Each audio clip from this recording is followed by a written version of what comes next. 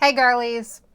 Me just alienating half my audience. I decided to make another video. So I promised last month that September's Indie Spotlight video was going to be all about the girlies. I've received not what I would call criticism, but I have received comments that when I do my indie videos, I spotlight only male authors. And there is a reason for that. I'm not saying it's like a good reason, but the books that I tend to feature in those videos are books that have been sent to me by the authors after the author themselves have reached out to me. There is a huge disparity between genders of author that reach out to me. I just get messages from male authors like 90% more than female authors. But that doesn't mean anything. That doesn't mean I can't feature lady authors anyways. I've purchased on my own dime a fair number of indie books by female authors. I'm feeling weird using the word female. It's stressing me out for some reason. What the heck?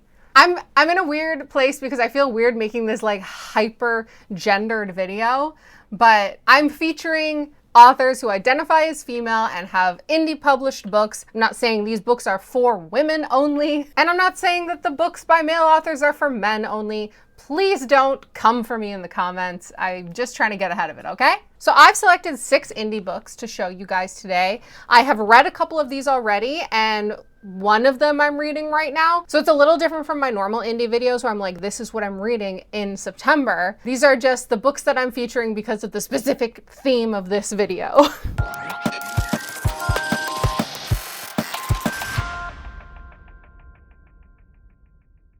First, I'm going to show you guys the books that have been sent to me by authors, and then I'll get into the ones that I purchased on my own. First up, we have The Reverse Tower by Faye Lanark in this gorgeous paperback. I hope it's picking up well on camera because I think this art is stunning, and especially the art on the back cover, which like part of me thinks that this should be the front cover because I just think that this illustration is beautiful. I was sent this book by Faye after I reviewed it for Readsy. I've talked before about my involvement with Readsy Discovery. I am one of their like in-house reviewers reviewing indie books before they are published on the platform. Faye was under no obligation to send me this. I got the book for free through Readsy already, but out of just the kindness of her own heart, she decided to send me a physical copy as well, which I very much appreciate because this looks stunning on my shelf and I really did enjoy this book. So it's awesome to have a physical copy. This is described as a dark fantasy, although I would give it a little bit of a sci fantasy descriptor. People from across the world of Asp find themselves lost in the desert, suddenly flung there without knowing why. And the only place of refuge is the Reverse Tower, this dark tower, creepy place that seems to be hanging from the sky. It's indefinably tall. No one knows its purpose, how high it goes, or again, how they got there. All they know is that in order to earn their keep, there is the law of giving, which they have to give their talents, whatever that may be, in order to stay and live in the Reverse Tower or be cast out into the desert. Our main character is called Vost, and he has a talent for forbidden bone magic, but his use of this leads him into the path of a shape-shifting murderer, and thus the story unfolds. I loved this book. I think on Readsy, I gave it 4.5 stars, and even though I jokingly accidentally called this The Dark Tower, I would recommend this to fans of The Dark Tower, especially the earlier books. It is very Wasteland adjacent. It's got a very classic fantasy feel. Like, it is a sweeping epic, but it reminded me, well, first of all, of Brandon Sanderson, but I feel like everything reminds me of Brandon Sanderson at this point. But it gives like Mercedes Lackey and Feist and obviously Stephen King. It's got very lyrical prose. It's awesome. It's just this very powerful, stifling book, but in a really good way. It's very culty sword and sorcery, and the chapters are really short, which was awesome because it was easy to like speed through this despite the fact that it's over 600 pages. So thank you again to Faye for sending me this. You can check out my actual full written review on Readsy Discovery. I'll link that below, but this is available now for purchase digitally and in the paperback. And again, I just love this art. Next, I was sent a digital copy of a book, actually for work purposes. So I've also talked about my involvement with Indigo, which is Canada's big chain bookstore. I am a consignment champion, so I help get indie books into our brick and mortar stores. And I was reached out to by indie author Teresa Beale, and she sent me actually 3 of her books digitally. So I am reading through all of them right now to figure out what the best placement for them would be in stores, that sort of thing. And I'm still on the first one because I've got a lot of reading to do. So Teresa, if you're watching this, I'll get back to you soon. We're still going. But she writes young adult fantasy. Not my usual thing, but I will read anything that people send me. Like, just send me stuff. I appreciate you all. It's called Spirits Entwined, and it's the first book in the Legends of Galleon series. Teresa describes this as fun, lighthearted fantasy adventure with a sci-fi twist perfect for fans of Lord of the Rings and Avatar: The Last Airbender. This is a very chosen one story, so if you love the chosen one trope, definitely this is the book for you. It takes place in a world where magic has been weakened and we've got hidden powers in our main teen girl character. But there's also intergalactic travel, and the, fate of the universe is hanging in the balance. And it kind of actually gives like Rey Star Wars vibes in a good way. Teresa's writing is very succinct, very practical. It's an easy read. I would definitely recommend it for fans of like vivid imagery, of quests, of intricate magic systems and hidden powers. The hidden powers, chosen one tropes I already mentioned. I'm excited to finish up book 1. I'm not sure if I'm gonna go straight into book 2, because again, this is sort of for the purpose of getting her books into the stores, but she did also send me a novelette, which is called Tree in a Heatherfield, and it's a historical fantasy novelette, and it's more on the adult side. Again, I'm gonna put purchase links to both of those books. I mean, everything I'm talking about in the video today is gonna have purchase links in the description, so make sure you check that out. And speaking of links in the description, I would like to take a second to talk about today's sponsor, Roku. If you haven't already heard, Roku is America's #1 TV streaming platform, made for fast, easy access to the entertainment you love, whether that's live shows, trending TV shows, and free stuff. Roku's not only a streaming platform though, they make a whole host of tech, from TVs to light bulbs to smart stuff and doorbells and cameras. And right now in the month of September, you can get up to 30% off of all of their TV and home improvement products. For example, right now you can get 12% off the Roku Streambar SE, which is a 2-in-1 TV soundbar with built-in 4K, HD, and HDR capabilities. I might actually need that because my TV sound capabilities are not great. So thank you again to Roku for sponsoring this video. Don't forget to check out the links in the descriptions for all of those deals, all of those products. There's too many to list here. Back to the video. All right, there are 4 books remaining on today's video list. What?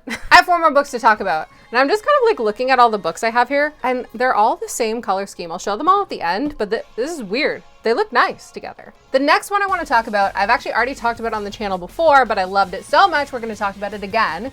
It's Winter Harvest by Ayana Papadopoulou. This book, first of all, I will tell you that yes, this was a cover buy. It was very worth it though, because I do really love the book. But look at this cover. This is gorgeous. I just wanted to double check. So the cover illustration and design was by Yorgos Kontranis. This is a Greek myth retelling. And while I've sort of personally stopped being interested in Greek myth retellings, like the big marketed ones, I don't know, I'm just not drawn in by them anymore. This one is different. What I've found with a lot of feminist Greek myth retellings, they're all very samey. They all come off very romantic and lyrical and literary fiction-y. And I'm not saying that Winter Harvest is not those things. It has elements of that, but Winter Harvest is also incredibly brutal and realistic to the myths as I know them. I grew up obsessed with Greek mythology. I have a book, it's over there still, called Who's Who in Greek Mythology, and I would read it cover to cover, learning about everyone. The entire first section of this book takes place in Kronos' stomach. If you're familiar with that section of the myths, Demeter and her siblings are eaten by their father Kronos until they are saved eventually by Zeus. I just thought that was so cool. It's so visceral right off the bat. And after that, it turns into essentially a Hades and Persephone retelling, but from Demeter's perspective, Demeter being Persephone's mother. Also Persephone in this is called Cora. It's just one of her other names. So it's just like a totally new take on the Hades Persephone myth, which I needed and I wanted because I'm tired of Hades and Persephone. So yeah, if you're looking for I'm trying to think of the best words. I don't want to say a more grounded, because it's definitely not grounded, it's Greek mythology. But if you're looking for just a more brutal, a more true to the way mythology is generally told story, I would recommend Winter Harvest. The next book I have here, I actually bought from the author at Capricorn last year, 2023, I think, right? And it's In Blood and Duty Bound by Erin S. Bales. I am super drawn in by the cover. Again, just these books all have great covers. If you're not gonna buy them for the plot, buy them because they're pretty. It's not a commentary on women. Anyways, this book is told over 3 POVs. We have Princess Ren, who is 4th in line for the throne, but the youngest of 6 children, and she is just searching for who she truly is. We also have a palace guard named Getha, who is trying to become part of one of the most elite fighting forces there is, but she is fighting along the way to be accepted. And Lady Helenia, who has left her home in disgrace, banished, doing some shady things, traveling, trying to get back into the light. The heart of this book is its world building. It is set in a civilization that is secure behind a wall called the Gift, but one bloody event sort of shakes up everything and will change the world. Like I said, the heart of it is the world building, the civilization building. It's compared to Game of Thrones in the intricacy of it, where the story is completely different though, of course. It's got politicking, it's got bloody battles. It is quite grimdark and features just fantastically flawed characters. I really enjoyed this book, and I would recommend it for fans, I guess, of Game of Thrones, but also of Scorpica by G.R. McAllister, fans of Andrea Stewart and Hannah Kanner, hell, even Joe Abercrombie. I would recommend this to fans of epic dark fantasies. The next book on the list is The Assassin of Grins and Secrets by K.E. Andrews. I have not yet read this book, so bear that in mind, I guess. Did I buy it for the cover? Yes. Do you see what I'm saying though? Look at these books. Look at how samey they all are. Don't they just look so nice together? Maybe this can be the thumbnail. Hold on. Anyways, which one am I on? Assassin of Grins and Secrets. Now, I'm just double checking, but K.E. Andrews has become quite successful since the launch of this book. No, her other book, Hills of Heather and Bone, has been nominated for awards and has made it pretty far into several competitions. Oh, and I'm sorry, this was actually a semi-finalist for Spiffbo 8. So this one's also awesome. So this is an assassin story, of course. I know it has 2 other protagonists as well. So Sarian is our main one, our girly, but then there is also Ramses and Uriah Stormheir. My automatic assumption is to compare this to Throne of Glass, but I've heard that it is not that. Apparently this really does subvert the typical female assassin tropes. Like, it's not sexy, it's not love triangle-y. It is very much a dark fantasy, grim dark fantasy. So the main character, Sarian, used to be an assassin, but now she's awaiting her fate in the fighting pits of Sardon. But she's offered her freedom, freedom, by the crown prince, Ramses, and his guard, or the captain of his guard, Uriah. This series has a desert setting and is another dying magic or weakened magic system. And honestly, talking about it again is making me more excited to read it. I bought this a couple of years ago and then it's just sat on my shelf, but I want to read it. Also, pretty. If you wanted it to be like Throne of Glass, I'm sorry. Maybe it is. Maybe everyone is wrong and all the reviews I've read are wrong. You don't know. And we are on our final book. I present to you The Dreamer by Jean Swan. Jean is actually an Instagram friend of mine, but I would have bought the book anyways. Now, this is a standalone novel that ties into other books that Jean is writing, and it's a sci fantasy. The story takes place in a world where the gift or curse of dreaming appears in children at random. Children who have the gift of dreaming are taken from their family to train in the art of prophecy and being able to see the future and the past. Our main characters, Theron and Velen, are spared from this. They do not have the gift of dreaming. And Theron is very popular and poised to become a powerful guy. He will be doing a brother walk, which is an annual pilgrimage where men go to find a lover and become a man. But on one strange night, Theron and Velen uncover secrets and find their futures forever altered. This is a story of found family. It's a coming of age story at its core. It is a test of friendship, and it is very magical. And I don't just mean magic systems, I mean this book feels like magic when you read it. This is technically a novella, and even so, the characters are so well developed, and there's just such a clear atmosphere and tone to this book that I adored. It's not only magical and beautiful, but it's also kind of creepy and eerie, and I would just definitely recommend this to fans of like Terry Pratchett, of T. Kingfisher, of Premium Mohabed, of Neil Gaiman. I liked it. And stay tuned for more of Jean Swan's work. She has published another novella as well, or a short story, I believe.